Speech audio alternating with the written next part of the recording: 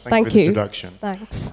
So this is an interesting topic today, and I probably should say, just by introducing myself, the topic is interesting for me because I'm not a cameraman, I'm not a director, I'm not a documentary maker, I don't even work for one of the big TV stations.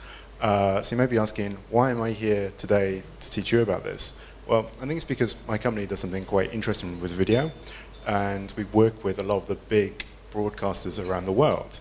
Can I just check if everybody in the room can hear me okay? It's clear? Good. So just to start with, does everybody have a phone with them? Yes? Do you have a phone? Can you get out your phone and hold it up? So you all have a phone with you, if you just hold it up. Now, in terms of mastering video as a journalist, the best tip I can give you is when you're filming a video, it's horizontal, not vertical.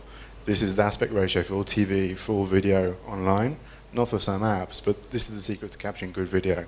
So you don't have just that silhouette. But while you have your phone out, can you turn your phone onto silent to turn off the signal just for the rest of the session? So let me go and tell you a bit more about what we do. I joined Storyful around 5 years ago. This was when it was a startup, and there were just 10 or so guys in a room in Dublin. And the guy who founded the company had this idea that almost everyone in the world has got a phone in their pocket, which is capable of recording photos, videos, maybe even broadcasting live HD video. And we've seen increasingly the people using their phones to tell stories about their lives, tell stories about their communities. But this is an opportunity and also a challenge for us as journalists. Technically, some people view these people as threats to us as a journalist. These people are becoming citizen journalists. Potentially they're more popular than us on Twitter or Facebook. They have more followers and have more reach to their community. For us at Storyful, and also for some of these people, they're using this platform to spread misinformation, disinformation, what has been talked about in the media as fake news. I know that is also a big problem here in India. But for us at Storyful, we view this as an opportunity for us as journalists.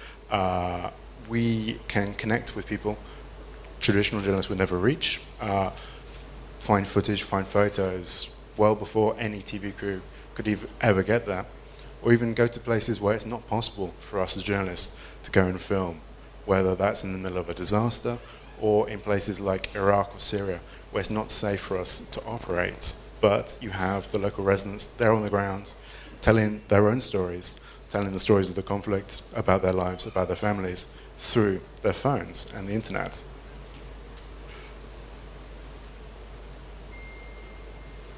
Oh, hold on. Sorry, just having a little bit of issue with the clicker. Okay. Take it.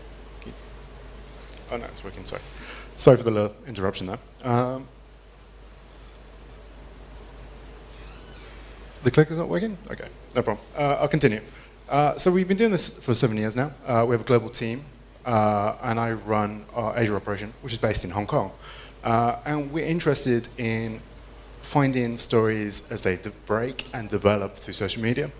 Obviously, this is a huge challenge, though, for us as journalists, because there are millions of tweets. We're seeing 400 hours of video being uploaded to YouTube every single minute. How then do we as journalists find the real story, to connect with the person who's there in the real event at the real time? So to do this, we used a combination of technology and also journalism to do this. The technology helps us, guides us to the story they're developing, but then we need to apply these traditional steps of journalism to zero in on the story. Next slide. Thank you, Anne. So, and we call this process verification. This is really what my session is going to be about today. We are in the business of verifying videos that are coming from social media. And this is our approach to and this is how we have mastered the video game. So we now work with many of the biggest broadcasters around the world, biggest TV stations, who come to us to help us find footage, to help us find stories from social media. It's still not working. Maybe if you can sort that out.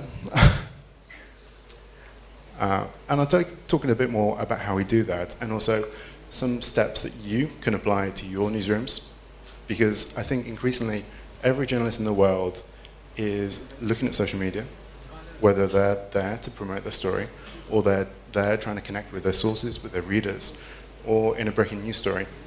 They're interested in connecting with people, to find witnesses, to find sources, to talk to interview, or potentially to try and find photos and videos. I think all journalists, all newsrooms need to have this skill that we call verification, or some people kind of link with fact-checking to apply, because while there's a huge opportunity for us in terms of powering our storytelling through these stories, these videos, these photos that are being shared on social media, there's also a threat in terms of there are people who are active on these platforms who are operating with the intention of deceiving journalists or trying to foster tensions through sharing misleading content or potentially sharing misleading information for profit.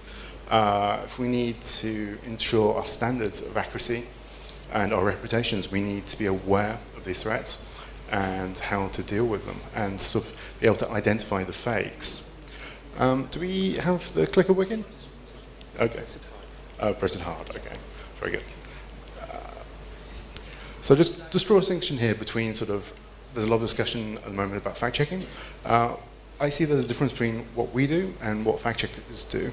Fact-checking is a really valuable field. I feel it's more important than ever and is very relevant, I think, also in India in terms of some of the political debates. But they are working with facts. They're working to disprove a fact, whether yes or no, has GDP increased by X. This is something you can disprove. Whereas verification, we're approaching where we don't know very much about the story at all. We can see that somebody is tweeting, something has happened at Jaipur Airport, please call the police. What happened at Jaipur Airport? We don't know. There are no other reporters there yet. There are no facts on the ground. We need to establish those. Equally with the video. What can we learn from the video by watching it? Okay, cool. So keep clicking, please.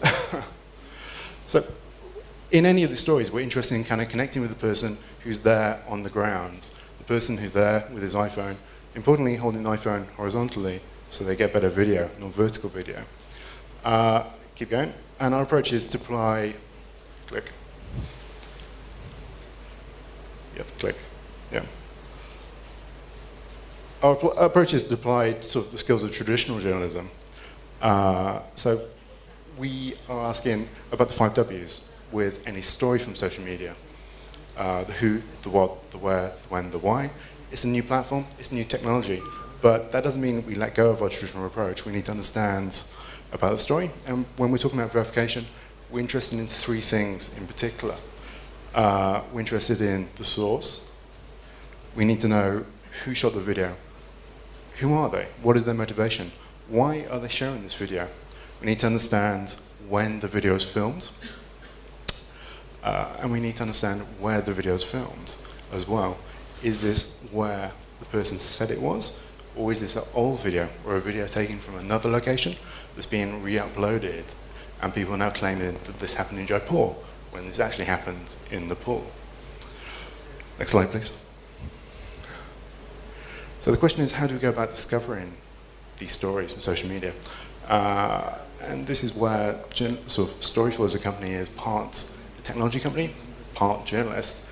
If we keep going, so we call this process of finding stories, discovery. Often we're working where we're trying to spot stories before they happen. We're interested in finding the one person who, if you click, we're interested in seeing the one person who's there with his iPhone, who's on a street corner, and see something. If we click again, we see there's somebody who's not famous. He has got, keep going, who's got almost no followers. There's no reason a journalist or a news organization would follow this person. He normally tweets about his holidays and going for lunch. But he has become a storyteller. He has become an accidental journalist by being in the right place at the right time with his phone. The challenge for us is, how do we find that guy? And then how do we sort out and determine whether what he's selling is accurate. Next slide. Yeah. So to do this, we use technology. So we spend a lot of time building tools to help us spot patterns and activities on social media. This is my desk in Hong Kong, where you can see some of the tools that I have up. And then also we spend a lot of time following TweetDeck, where we've built lists to track every country in the world, many topics, and this helps us to narrow in on a story. When we see somebody tweeting something's happening in Times Square in New York, we pull up our list for New York, we pull up a list for New York politicians, New York cops, to see what they're showing from the ground, to see if they're talking about something that's also happened in Times Square. Next slide. This is one of the algorithmic tools that we have that helps us guide into a story. But the technology is only a guide. From there, we as journalists need to determine what has happened, asking these traditional questions, picking up the phone. Next slide, please. Then there's also stories where we kind of call it kind of hot discovery. We know something's happened, and we're interested in connecting with sources on the ground, people who may have already shot video, already have posted photos from a story that we know has already happened. Next slide. And to do this, we use a variety of tools. Some of them we built in-house. Some of these are also tools that you can use and access. Facebook Signal, I think, is very important. And if there's a journalist here who isn't using it, I recommend that you do sign up for this. This is a tool offered by Facebook. It's got a couple of different tools bundled into one. But the most important part of it is that it's offering an alternative search engine for Facebook. We find this very valuable in terms of it ranks content in a different way and seems to be sharper at finding people and sharper at finding posts, photos, videos around a story rather than throwing up the usual stuff that you'll see in a Facebook search feed, which is not very useful for journalists. This tool is only available to journalists with a verified profile, so you would need to get in touch with Facebook through the media people, partnership people to get access to it, but I find this is very powerful. I know that Facebook is so popular in India. I think this would be a very valuable tool for you. Thanks, okay, moving forward. So I was saying about we're watching a video, we need to establish the location. Do we know when, where this was filmed? To do this, when we're watching a video, if you click on the video, we're looking to kind of pick out any visual clues that we can see. This is a video from a story earlier this year in Sri Lanka, where there were people working at a landfill site where they were trying to pick refuse to sell, to recycle. There was a landslide and people were buried. But the question for us is, how do we know that this happened in this place in Colombo? How do we know that this isn't from a different place, a different story, maybe in Africa, maybe somewhere else in Asia, somewhere else in Sri Lanka? So the answer is, whenever we're watching a video, we're looking to kind of pick out visual clues. Are there any landmarks? If you click ahead, any signs that we can see? If it's from Sri Lanka, the signs should be in English, should be in Sinhalese. What other clues would there be? Then we turn to public available tools to help us confirm this. We use tools like Google Street View, where with this story, we're able to go to the area. Colombo has been mapped on Google Street View. And we can see from the video, we can see almost exactly the place where the person filmed this video. We can pull out the rubbish dump. We can see the house. We can see the power lines overhead. In the far left, you can also see some of the distinctive earth movers being used at this refuse site. I think often Google Street View won't be a resource that is available to you here in India, particularly in more rural areas. So we have other tools available to us. So we can also use satellite imagery to help us to zero in on a location. So we knew from Sri Lankan journalists writing and tweeting about this story that this happened in a particular area of Colombo.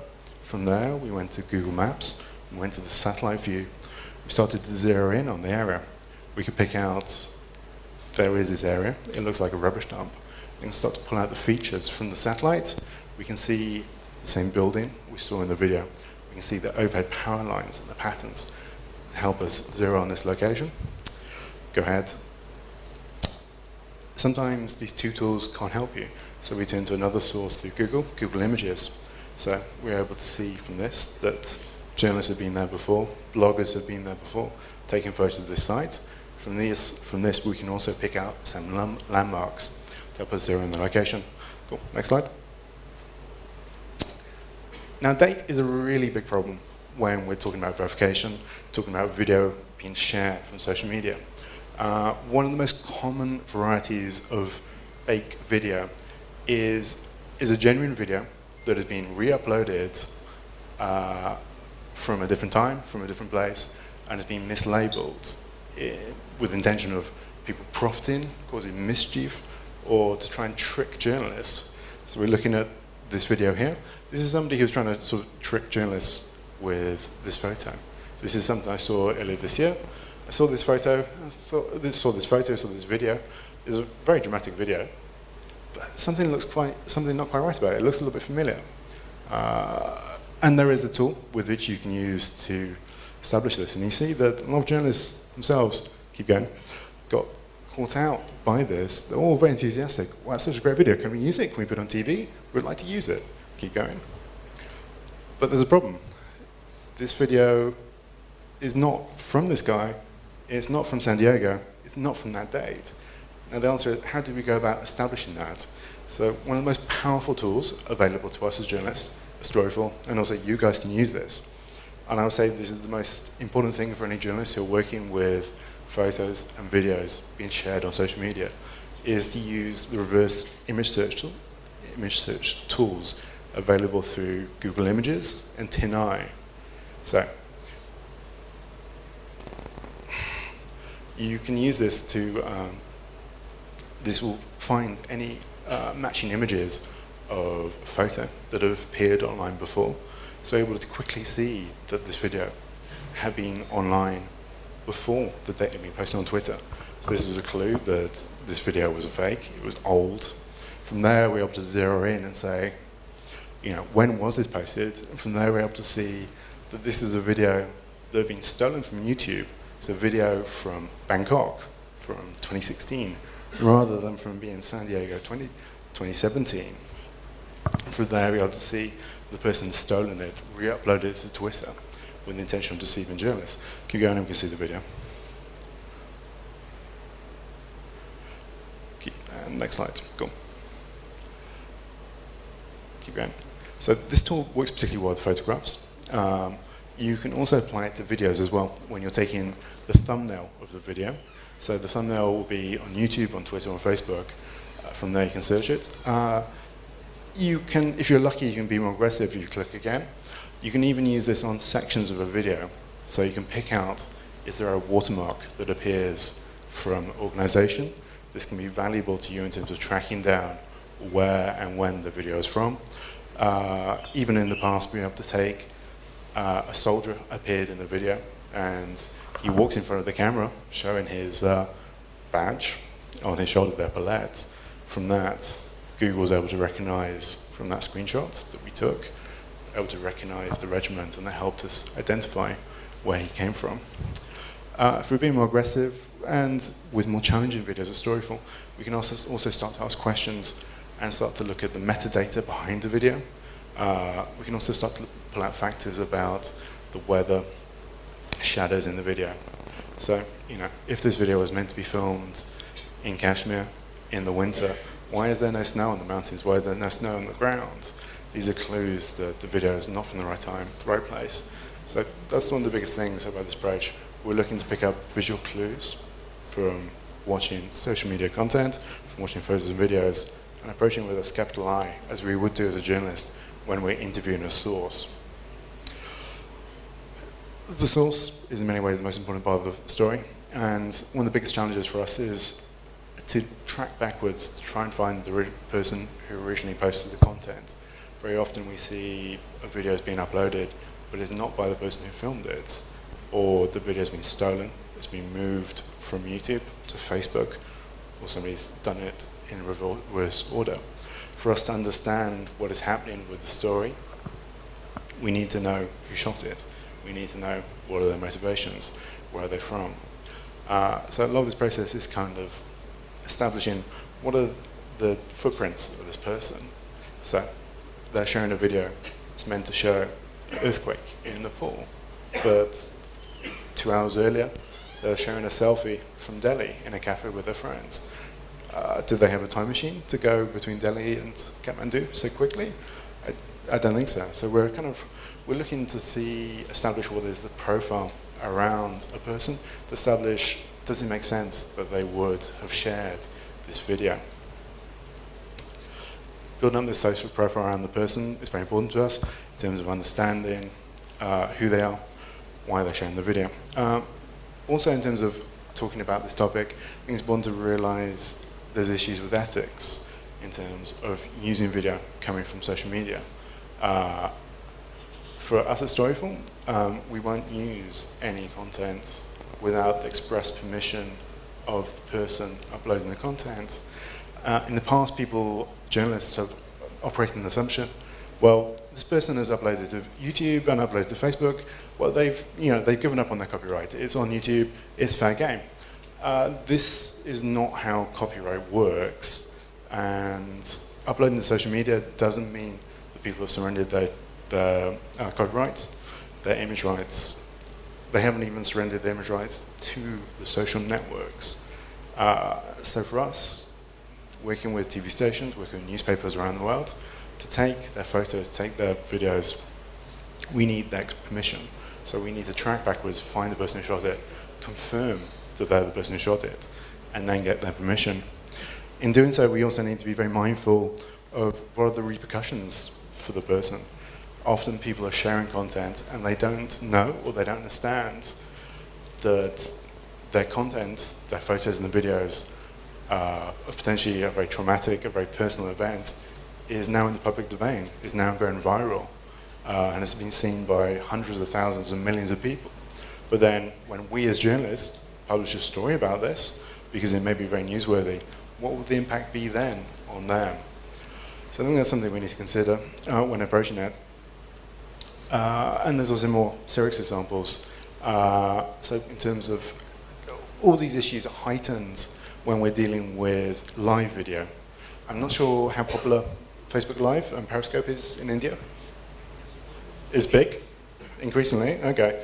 It's something we see is very popular around the world, but it's also very tricky for us as journalists to deal with. It's hard to find the videos on the platform.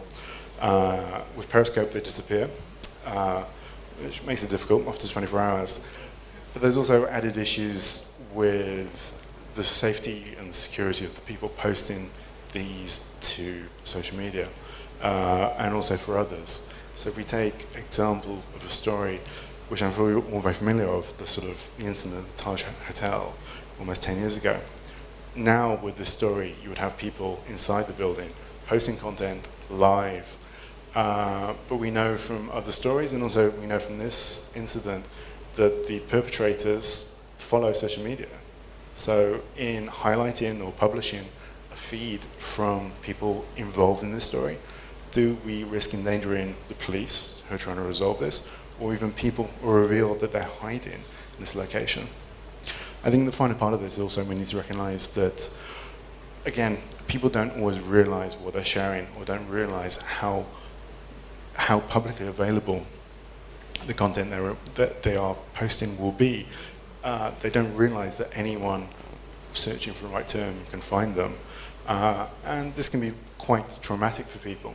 So here we see somebody involved in one of the terrorist attacks in Paris, who's suddenly in the middle of an international media story when he thought he was just sharing an update to his friends and family saying that I'm safe, but look at what's happened.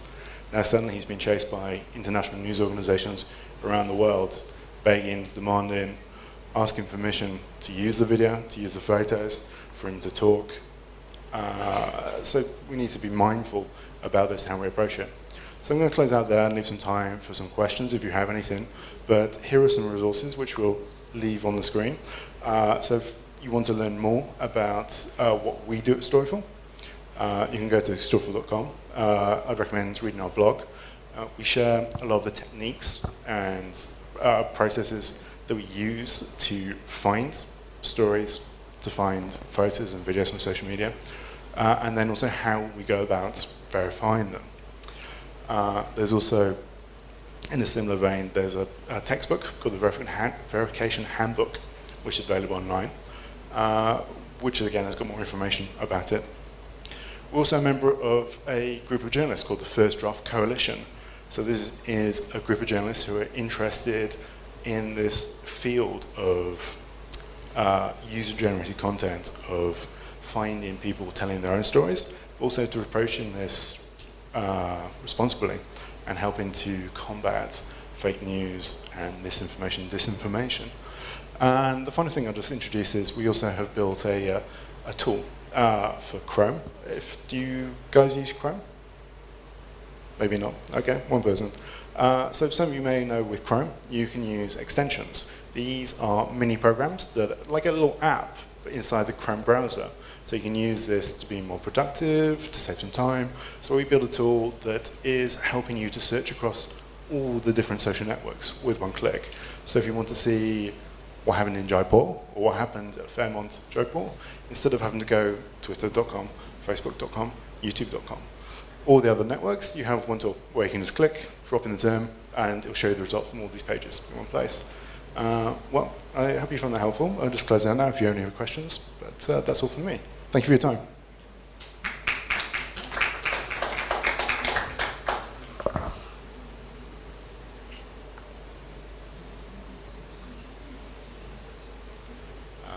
So, any questions or?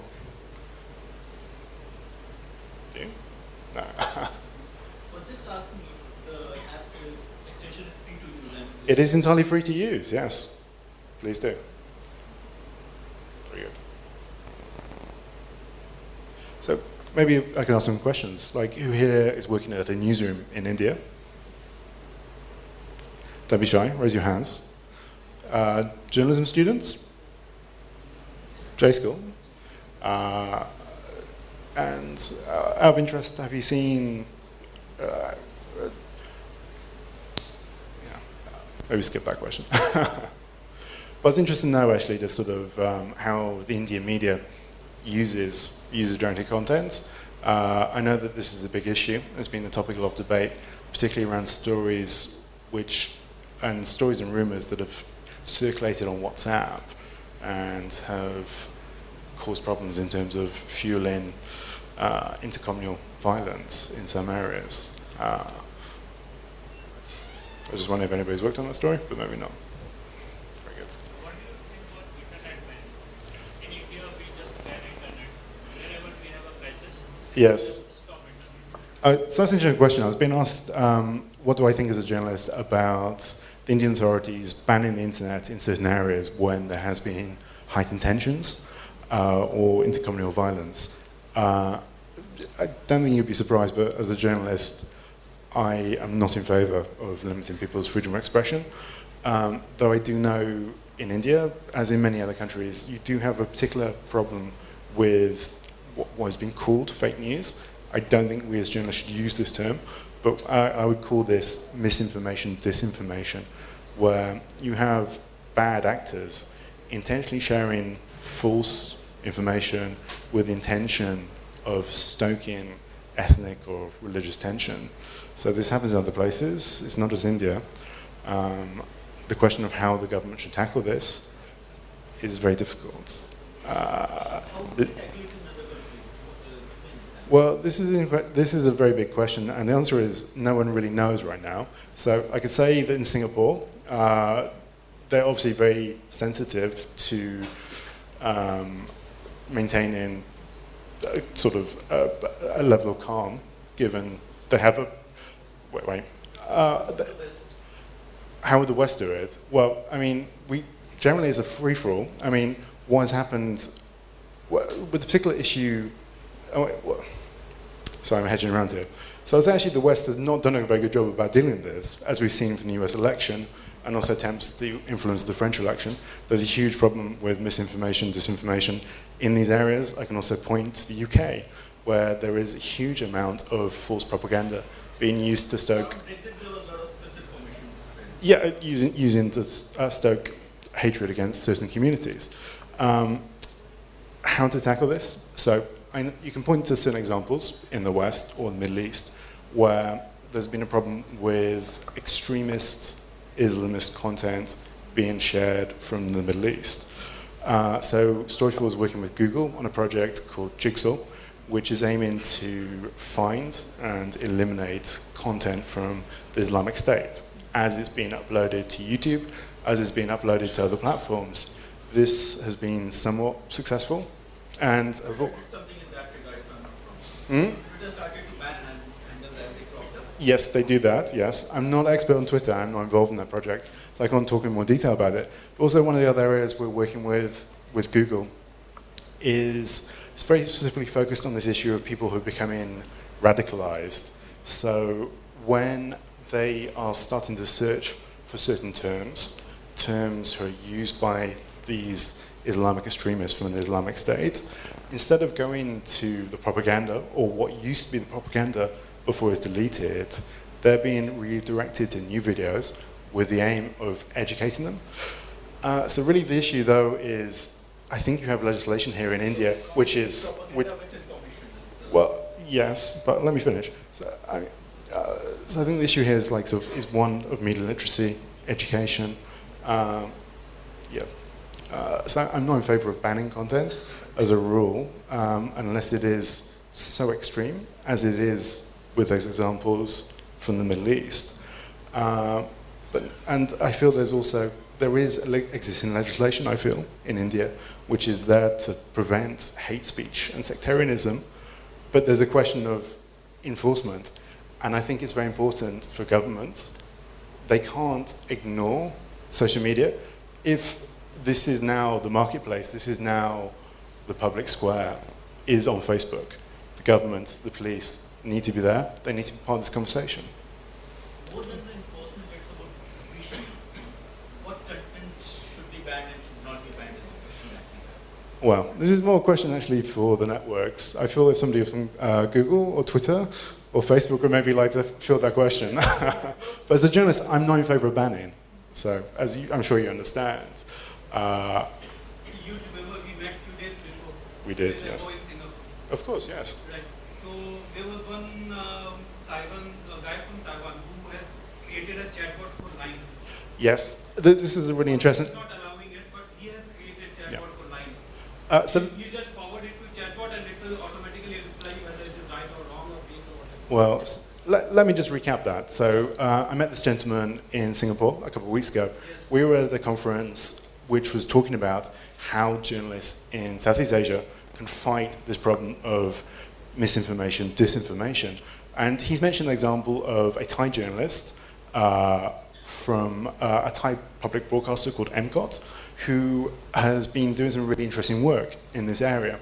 So in Thailand, there is a lot of propaganda, bogus information being circulated on social media, but a lot of it is going on not on Facebook, it's going on in messaging apps.